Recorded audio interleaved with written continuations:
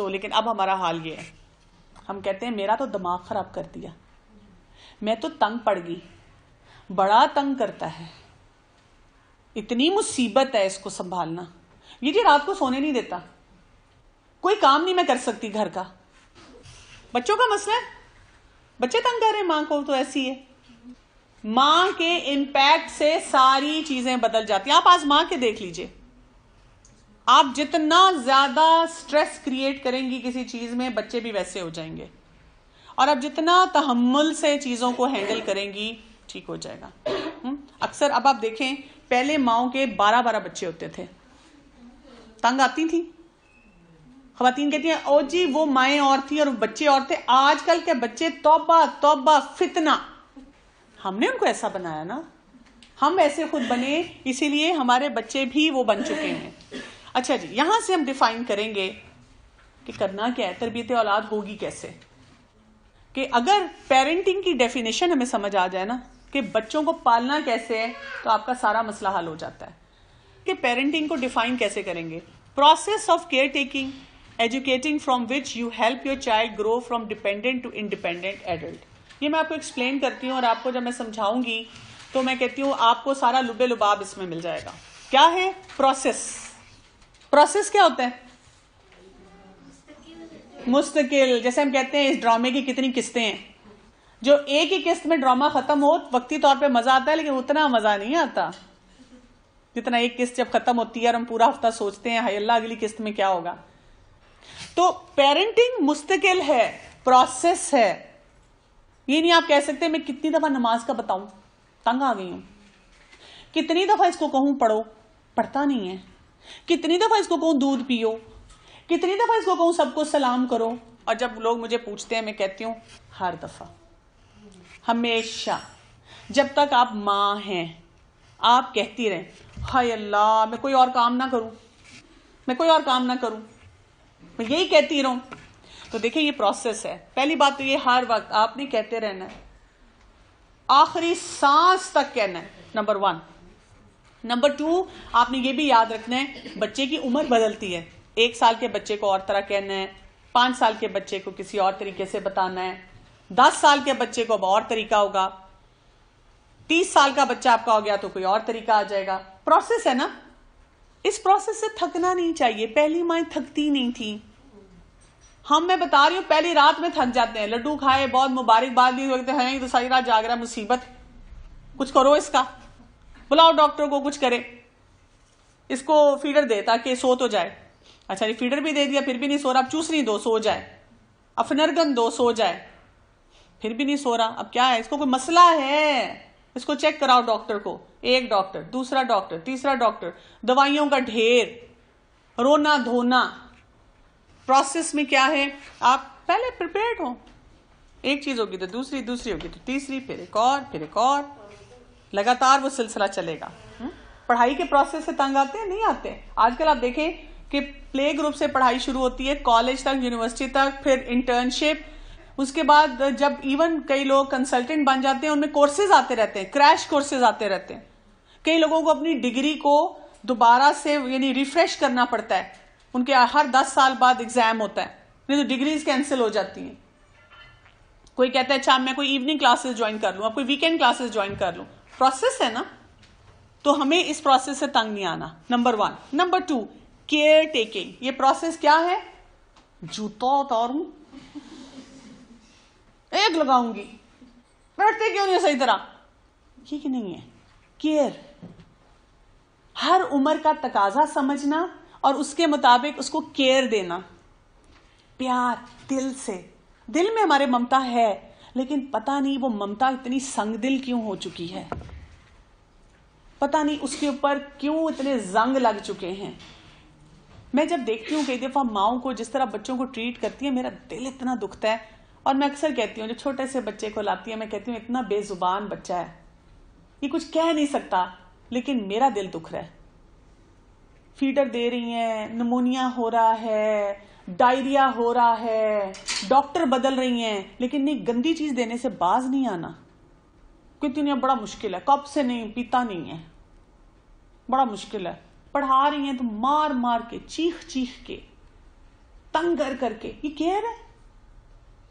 रातों को जागता है तो थपकियां लगा लगा के सो जाओ सो जाओ, ये केयर है? नमाज वो पढ़ने सीखता है तो उसकी और शामत।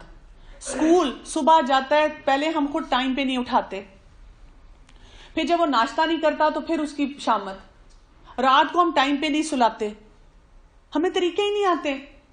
हम पता नहीं किन चक्करों में फंसे हुए हैं, किन चीजों को हमने अपनी तरजीहात में रखा हुआ है। मैं नहीं समझ सकती। मैं कहती हूँ अच्छा इस छोटे से मासूम बच्चे को सामने रखें और मुझे बताएं इससे बड़ी जरूरत क्या है केयर? क्या खुराक में, पढ़ाई में, मामलात में? बच्चे को मुसीबत ना समझें प्लीज। बच्चे मुसीबत नहीं है, जुमला निकाल दें अपनी जिंदगी से। तीसरा क्या है? एजुकेटिंग, एजुकेट करना, हर चीज सिखानी। हम तो बच्चों को समझते हैं कुर्सी मेज, ये ना कुर्सी उठा के यहां रखी, बच्चा फिर हिलेगा के हिले क्यों? बच्चे को कोई चीज एक्सप्लेन नहीं करते, बच्चे को कोई चीज समझाते नहीं है, एजुकेट नहीं करते। आजकल आपको पता है बच्चों को कौन एजुकेट कर रहे हैं? Media, TV. हम अभी तक बच्चों को बता रहे हैं एक चिड़िया आती है टोकरी में रख के तुम्हें यहां पे छोड़ गई और वहां से तुम आ गए।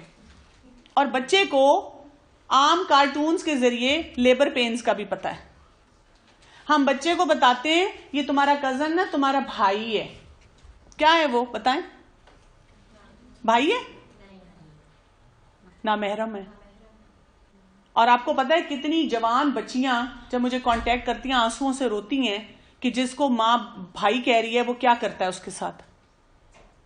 या बाद में हम जब शादियां करना चाहते हैं तो वही बच्चे इनकार कर देते हैं कि मैंने तो उसको बचपन से अपनी बहन समझा, मैंने बचपन से भाई समझा। हम महरम ना महरम का कॉन्सेप्ट नहीं देते। हम अपनी बच्चों को हया का कॉन्सेप्ट नहीं देते। हम अपने बच्चों को अल्लाह ताला के साथ वो रिलेशनशिप नहीं सिखाते जो सिखाना चाहिए। हम जहन्नम से डरा डरा के उनको खाना खिलाते हैं। जिन भूत की बातें कर करके उनको बताते हैं सोई नहीं भूत आ जाएगा, बाबा बाबा भूत बाबा आ जाओ आ जाओ। नहीं नहीं नाओ नाओ, खा लिया इसने, ये सो नहीं रहा, जिन्न आ जाएगा, जिन्न आ गया। सही एजुकेशन नहीं देते हम। साइंटिफिक फैक्ट सही बताएं, पढ़ाई सही करवाएं, दुनिया से रिलेट करें, आखिरत से रिलेट करें, कॉन्सेप्ट्स उनको सही दें, हर चीज के ठहराव के साथ समझाएं। कितनी जरूरत है इस चीज की। सो पहला स्टेप प्रोसेस, दूसरा स्टेप केयर, तीसरा स्टेप एजुकेट करना। और एजुकेट करने में क्या है? Help your child grow from dependent to independent. आपने अपने बच्चे की मदद करनी है कि वो आप पे डिपेंडेंट है, उससे इंडिपेंडेंट हो जाए। कैसे? अगर कोई मां 10 साल के बच्चे को खाना खिला रही है ना, तो वो क्या कर रही है? वो उस बच्चे के साथ जुल्म कर रही है।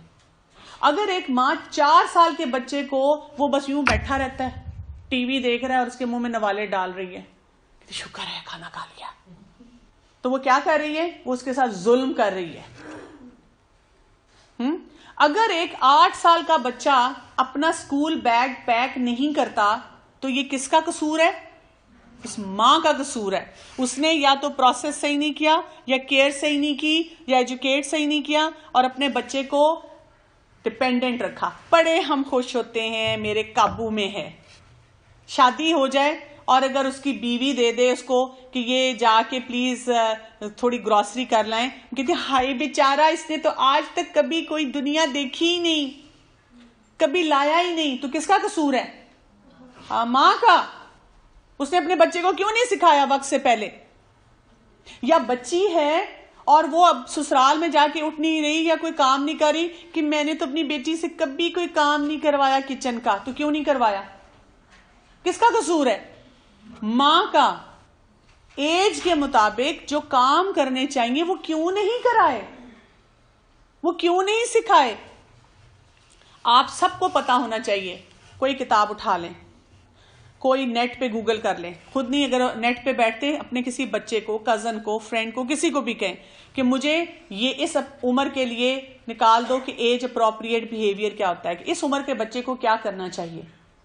और वो चीजें आपने आहिस्ता आहिस्ता बच्चे को इतना इंडिपेंडेंट करना है कि वो कर सके काम। अपने बच्चे को सिखाने हैं वो तरीके। हम कुछ भी नहीं सिखाते अपने बच्चों को, हमें इतना अच्छा लगता है कि बस मेरी ग्रिप में रहे। आप देखिए पहले जमाने में माँ होती थी, बच्चा पैदा हुआ, वो उससे बड़े बच्चे को पकड़ा देती थी। ट्यूशन सेंटर्स होते थे? नहीं। क्या होता था? पढ़ते कैसे थे बच्चे? माएं बल्कि कई दफा पढ़ी लिखी नहीं होती थी, बड़े बहन भाई पढ़ाते थे। अब हम हमारे को कहते नहीं, मेरे बेटे ने एक्चुअली पढ़ना है, पता नहीं वो क्या क्या पढ़ता है नेट लगा के और लैपटॉप खोल के और फेसबुक पे, हमें पता ही कुछ नहीं है। सो प्लीज अपने बच्चों के साथ इंसाफ करें, अपने बच्चों को इस अमल से गुजारें। ये है तरबियत औलाद का लुब्बे लुबाब। और ये अगर आपको समझ आ जाए, आपके 50 to 60% नफ्सियाती मसाइल खत्म।